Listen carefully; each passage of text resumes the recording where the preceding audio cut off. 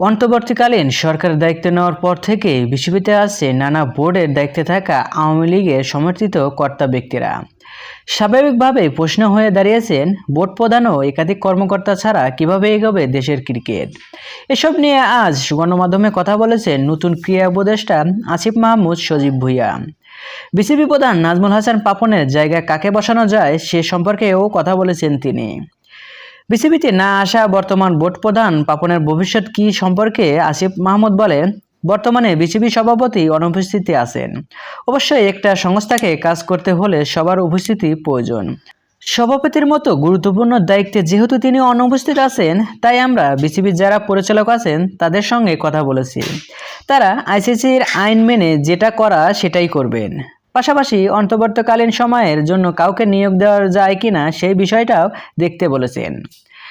ICC নিয়ম অনুযায়ী কোনো বোর্ডে হস্তক্ষেপ করতে পারে না সে দেশের সরকার, কেননা সেটি হলে ওই দেশের ক্রিকেটের উপর নিষেধাজ্ঞা দেয় আইসিসি। সম্প্রতি অতীতে যেই নিষেধাজ্ঞার শিকার হতে হয়েছে শ্রীলঙ্কা ও জিম্বাবুয়েকে, সেই বিষয়টিও তাই মাথায় রাখতে হচ্ছে নতুন ক্রীড়া উপদেষ্টাকে। অবশ্য এ ব্যাপারে যথেষ্ট সতর্ক নতুন ক্রীড়া উপদেষ্টা। এ ব্যাপারে বোর্ড কর্তাদের আইসিসির গাইডলাইন অনুসরণ করে কথোপকথন ব্যবস্থা গ্রহণের পথে হাঁটতে বলেছেন তিনি। সেই সঙ্গে আশ্বস্ত করেছেন আইসিসি আইন মেনে সবকিছু সঠিক পথে এগিয়ে নিয়ে যাওয়ার চেষ্টা করবেন তিনি। সো ভিউয়ার্স, তার মতামতে আপনাদের কি মতামত? আর হ্যাঁ, খেলাধুলার সকল ভিডিও পেতে চ্যানেলটি সাবস্ক্রাইব করুন। ধন্যবাদ।